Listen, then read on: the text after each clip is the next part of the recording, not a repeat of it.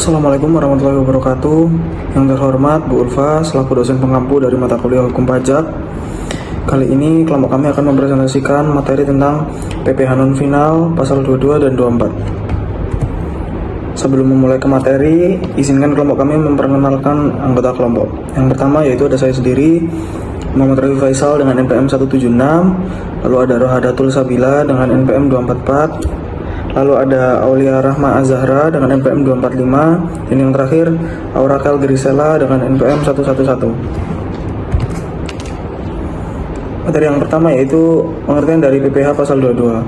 PPh pasal 22 adalah bentuk pemotongan atau pemungutan pajak yang dilakukan satu pihak terhadap wajib pajak dan berkaitan dengan kegiatan perdagangan barang seperti impor, ekspor, atau penjualan barang tertentu. Lalu PPh pasal 24, yaitu pajak yang dibayar atau terutang atas penghasilan dari luar negeri yang boleh dikreditkan. Lalu subjek PPh non final pasal 22 dan 24. Pada pasal PPh pasal 22 yaitu ada importir, eksportir, pembelian barang mewah, bendaharawan, dan yang terakhir badan usaha tertentu. Dan PPh pasal 24 yaitu wajib pajak dalam negeri yang sumber penghasilan dari luar negeri. Dan untuk objek PPh non final pasal 22 dan 24 yaitu yang pasal 22 impor barang, ekspor komoditas, pembayaran oleh bendaharawan atau badan usaha atas pembelian barang, penjualan hasil produksi, dan yang terakhir penjualan barang mewah.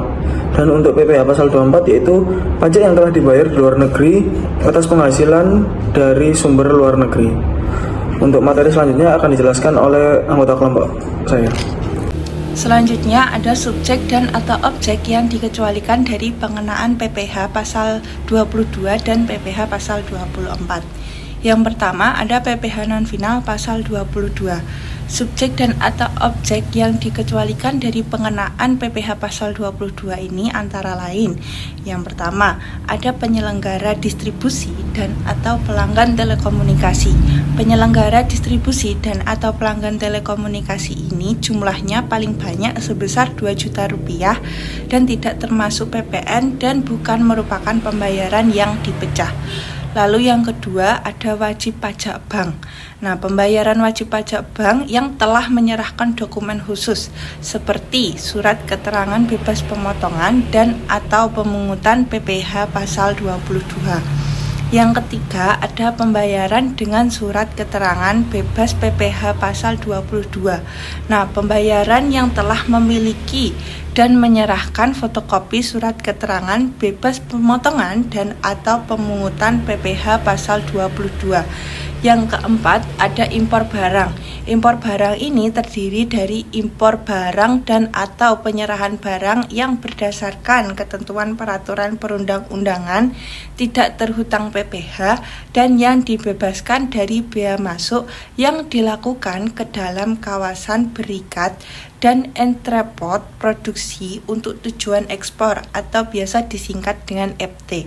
Lalu yang kelima ada penjualan pulsa dan kartu perdana dengan jumlah pembayaran paling banyak yaitu sebesar 2 juta rupiah. Lalu selanjutnya ada PPh non final pasal 24. Nah, subjek dan atau objek yang dikecualikan dari pengenaan PPh pasal 24 ini adalah sewa dan penghasilan lain yang dikenakan PPh pasal 4 ayat 2 seperti penghasilan dari suatu usaha, bunga dari deposito dan tabungan, hadiah undian, dan lainnya. Tarif dan saat terhutang PPh non final pasal 22 dan pasal 24. Yang pertama, PPh pasal 22 yang dipungut oleh Bank Devisa atau bea cukai. Nah, tarifnya itu untuk barang tertentu ada 10%, barang tertentu lainnya ada 7,5%, khusus untuk kedelai, gandum, dan terigu itu dikenakan 0,5% apabila menggunakan API. Nah, list-listnya itu banyak, ada di PMK nomor 110 tahun 2018. Nah, selain barang tersebut apabila importir menggunakan API maka dikenakan 2,5%. Jika tidak menggunakan itu akan dikenakan 7,5%, dan jika tidak dikuasai tarifnya ada 7,5% dari harga lelang. Selanjutnya ada PPh pasal 22 yang dipungut bendahara. Apa yang disebut bendahara ini yaitu transaksi yang berkaitan dengan semua instansi pemerintah seperti baik daerah dan mencakup semua yang berhubungan dengan pemerintahan. Nah, tarifnya adalah 1,5% dari nilai pembelian dengan batasan itu 2 juta. Apabila kurang dari 2 juta maka tidak akan dikenakan pungutan. Selanjutnya adalah PPh pasal 22 yang dipungut oleh BUMN. Tarifnya sama 1,5%.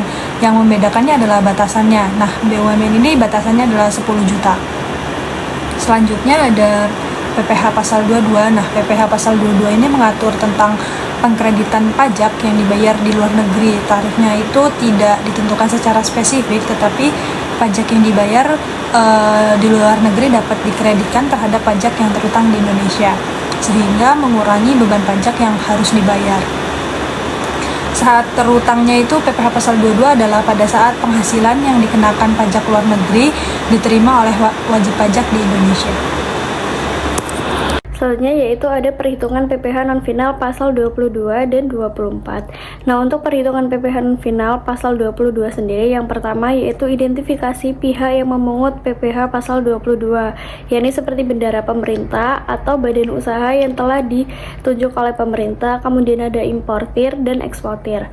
Yang kedua yakni penentuan jenis transaksi yang dikenakan pasal 22, yakni seperti ekspor komoditas tertentu atau pembelian barang oleh pemerintah dan penjualan hasil produksi kepada distributor atau pihak lain. Yang ketiga yakni penentuan tarif PPh pasal 22.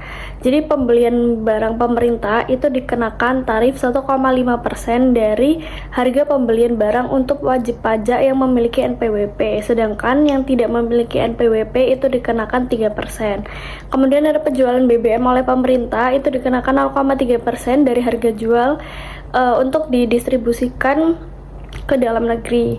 Nah, contoh pembelian barang oleh bendahara pemerintah, yakni seorang bendahara pemerintah itu membeli barang dari vendor senilai 100 juta harga sebelum PPN. Nah, tarif PPh pasal 22 yang dikenakan itu senilai 1,5% karena vendor tersebut itu memiliki NPWP. Jadi PPh pasal 22 yang dipungut yakni 1,5% dikali dengan 100 juta. Jadi ada 1.500.000 yang harus dipungut dan disetor oleh bendahara. Yaitu perhitungan PPh pasal 24. Yang pertama yakni hitung total penghasilan kena pajak yang berasal dari luar negeri. Yang kedua yakni hitung PPh yang harus dibayarkan di Indonesia atas penghasilan dari luar negeri dengan tarif PPh dalam negeri. Yang ketiga yakni bandingkan dengan pajak yang telah dibayarkan di luar negeri. Nah, kredit pajak yang diperbolehkan adalah jumlah yang lebih kecil dari kedua nilai tersebut. Jadi misal contoh perhitungan PPh pasal 24. Di sini ada penghasilan dari luar negeri yakni senilai 500 juta, kemudian total penghasilan kena pajak di Indonesia yakni sebesar 1 miliar, kemudian PPh yang terutang di Indonesia yaitu sebesar 200 juta, dan pajak yang dibayarkan di luar negeri yakni senilai 50 juta. Jadi kredit pajak yang diperbolehkan yakni 500 juta dibagi dengan 1 miliar, kemudian dikali dengan 200 juta, hasilnya yaitu 100 juta. Nah, karena pajak yang dibayarkan di luar negeri itu hanya 50 juta, maka kredit pajak yang dapat diakui yakni senilai 50 juta karena jumlahnya yang lebih kecil. Selanjutnya ada cara membayar dan melaporkan PPh non final pasal 22. Nah, PPh pasal 22 ini dipungut oleh bendahara pemerintah, badan-badan tertentu, dan wajib pajak badan yang melakukan penjualan barang yang dianggap menguntungkan.